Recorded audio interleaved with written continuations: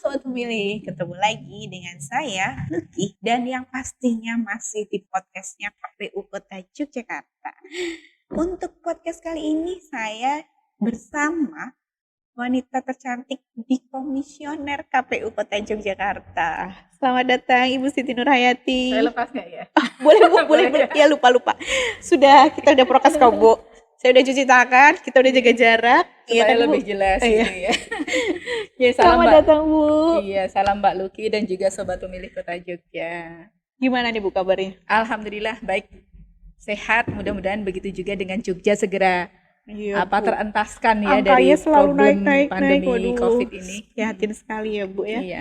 Gimana nih Bu kegiatan di KPU Kota Jogja di tengah-tengah pandemi?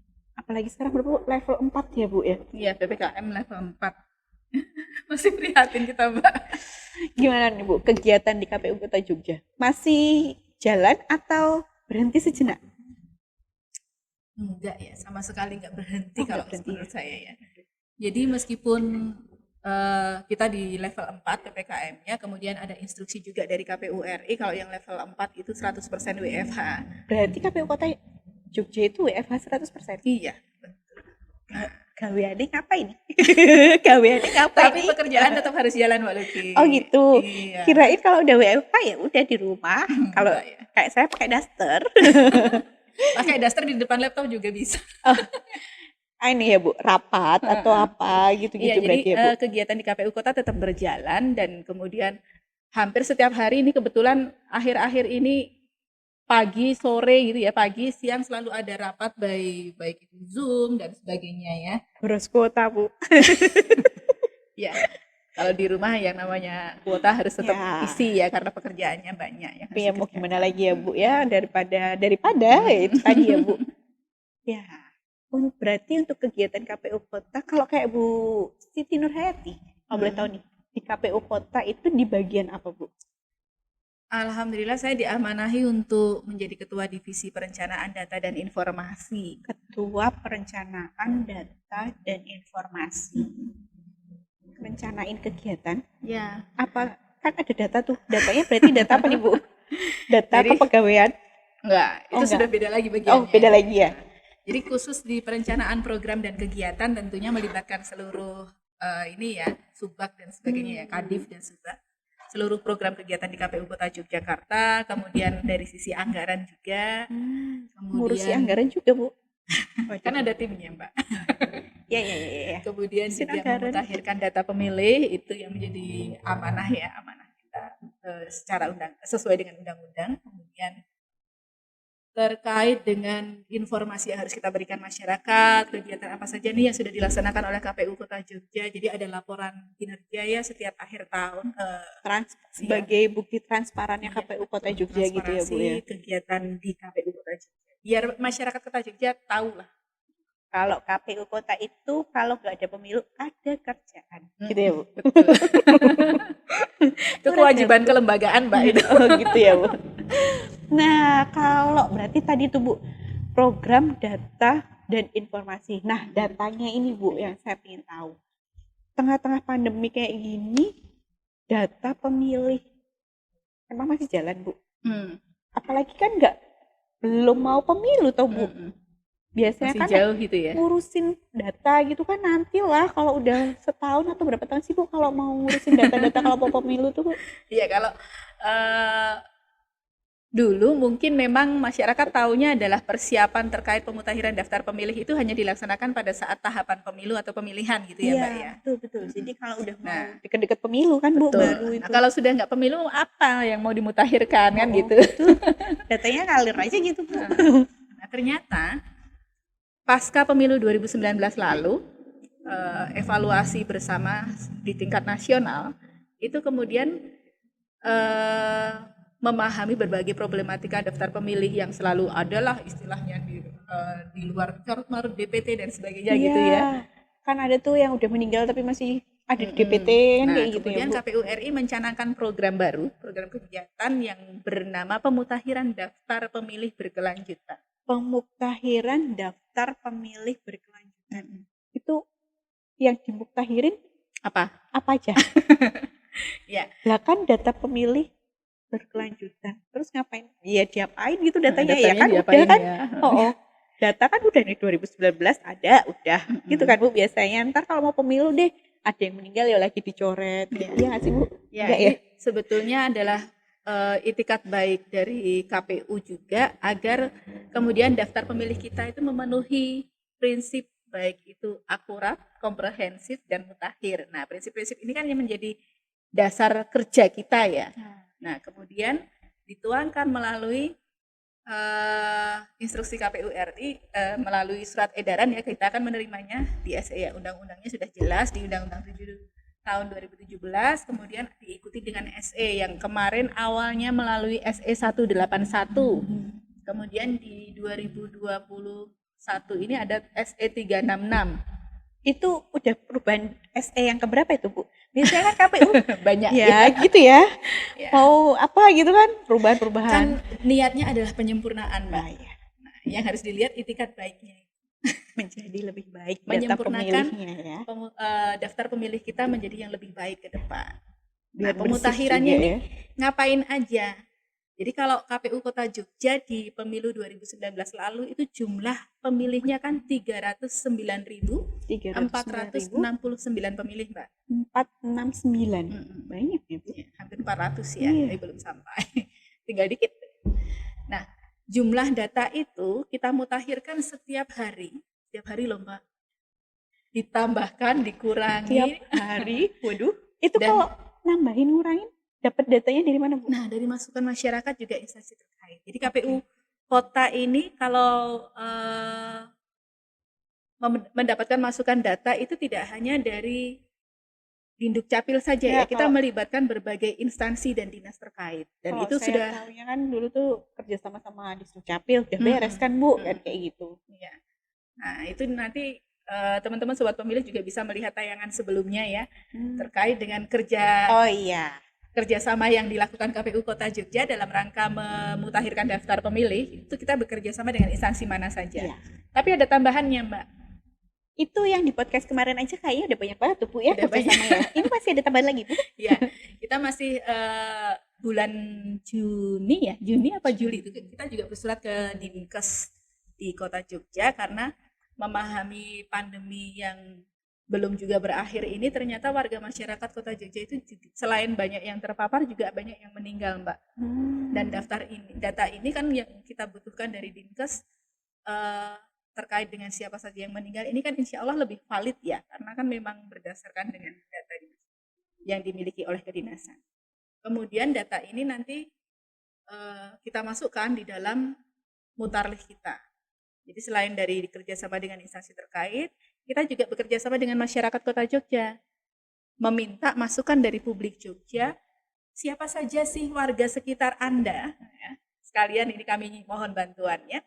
Kalau ada warga yang masuk pindah ke wilayah masing-masing atau kemudian keluar dari data kependudukan di wilayah masing-masing, informasikan kepada kami. Berarti enggak melaporkan dirinya sendiri, tapi bisa kayak saya nih ada tetangga saya yang baru pindah dari kota Jogja, dari kota Jogja, dari luar kota masuk ke kota Jogja. Saya yang laporin bisa, Bu? Bisa, asal dengan disertai dengan dokumen yang lengkap. Oke. Jadi Berarti dokumen nggak harus kependudukan orangnya langsung ya. Kan misalkan yang pindah ini sudah sepuh nih. Iya, ada takutnya kan yang nunuk nggak tahu. ibu-ibu sudah sepuh, kemudian diajak anaknya pindah keluar kota supaya tidak sendirian di kota Jogja gitu ya. Kemudian diuruskan sama Pak RT-nya. Pak RT-nya memberikan informasi ke kita. Bisa ya itu ya, Bisa. Bu ya. Nggak harus Ini orangnya sudah langsung pindah, ya. kemudian ada surat cabutnya dan sebagainya begitu. Jadi intinya begini Sobat Jogja. Yang pertama yang harus kita mutakhirkan siapa saja sih yang sebetulnya berhak menjadi pemilih di Kota Jogja. Ya kan ada pemilih yang kemudian kita tambahkan namanya pemilih baru. Yang berhak menjadi pemilih baru siapa? Ya kan? Yang pertama adalah mereka yang sudah berusia 17 tahun atau belum berusia 17 tahun tapi sudah menikah. Ini harus kita daftarkan. Harus jadi pemilih ya. Di daftar pemilih kita. Karena bahkan setiap hari pun ada yang ulang tahun ya Mbak ya. Betul. Nah ini sudah 2 tahun dari pemilu 2019 yang ulang tahun banyak banget kan kemarin. Nah ini kita masukkan. Kemudian mereka yang pindah datang ke Kota Jogja. Artinya menjadi warga Kota Jogja.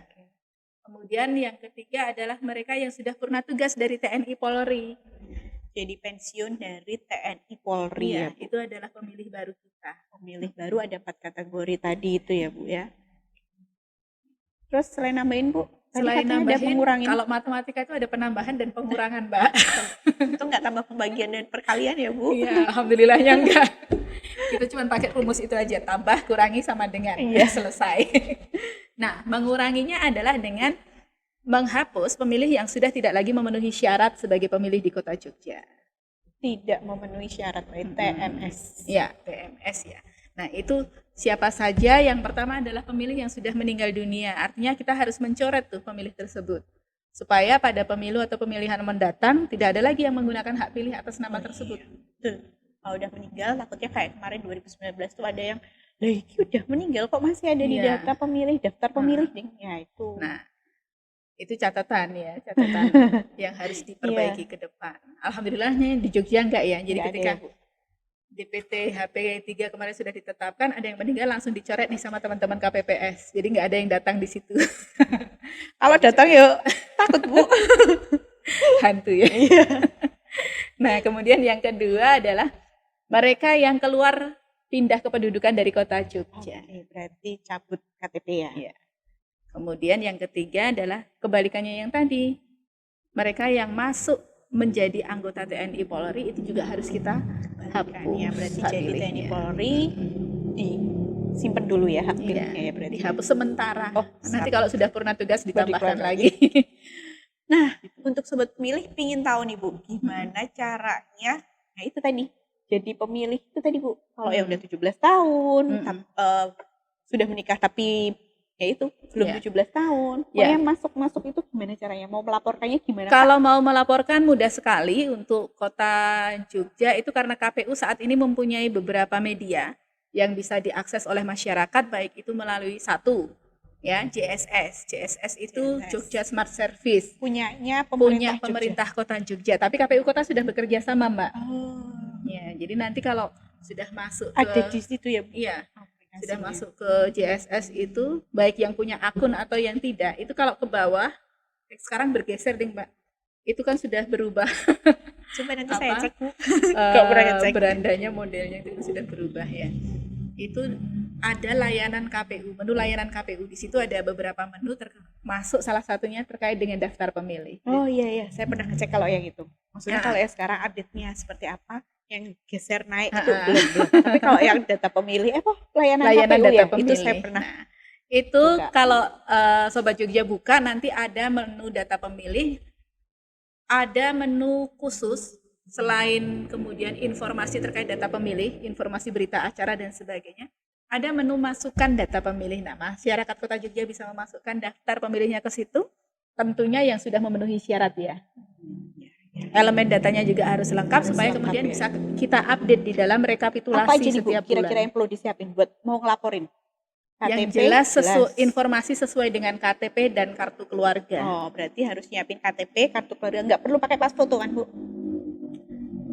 Kalau pas foto nanti kita simpan sendiri ya. Nggak butuh pas foto kan, berarti cuma kakak sama Cukup itu KTP-nya aja. ya. Oke, siap, KTP Bu. sama kakak. Selain di JSS tadi, sama yang tadi apa, Bu? ERPP ya, itu juga bisa ya, Bu? Jadi selain JSS ada juga ERPP, isinya sama sebetulnya dengan JSS ya, tetapi Kalau yang nggak usah pusing-pusing ribet, itu kan pakai web kan, Bu? Ada nggak sih nomor telepon oke. atau layanan kayak yang ya call center kali ya, Bu? Iya. Bahasa gaulnya, bahasa Ya, gaul. ceritanya KPU Kota berusaha mendekatkan layanan kepada publik Jogja ya, tidak hanya melalui website, kemudian melalui aplikasi juga.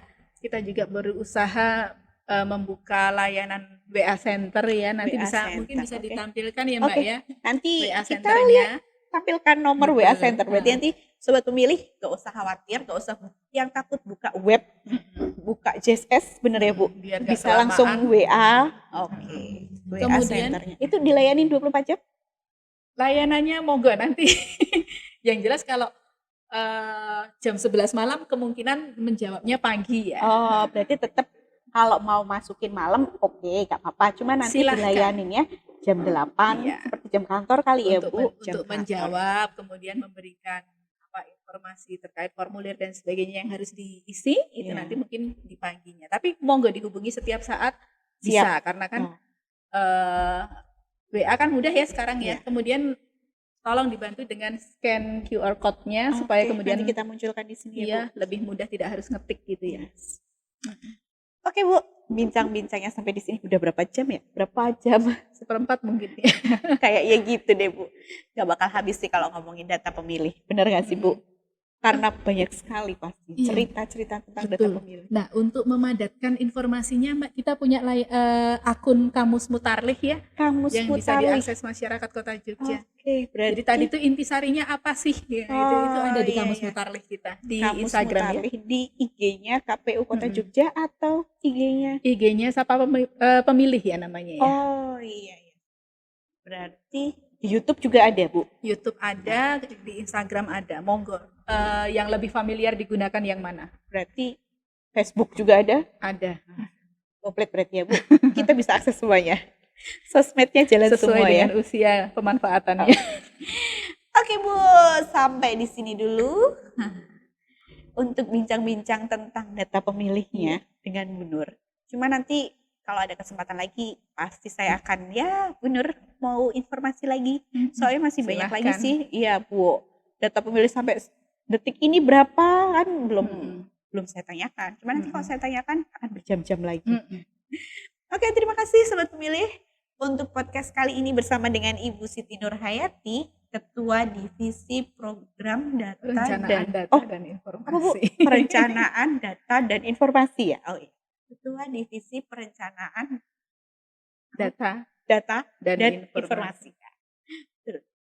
Sampai di sini dulu untuk Sobat Pemilih. Jangan lupa like, komen, dan subscribe di channelnya KPU Kota Jogja. Layanannya juga sudah ada di sini ya, Bu ya. Iya.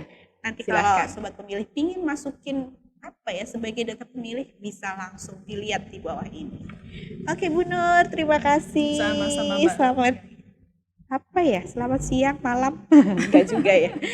Oke, Bu Nur, terima kasih. Salam sehat selalu. Amin, amin. Salam sehat juga untuk semua masyarakat Kota Jogja ya, Sobat Pemilih di Jogja terutama.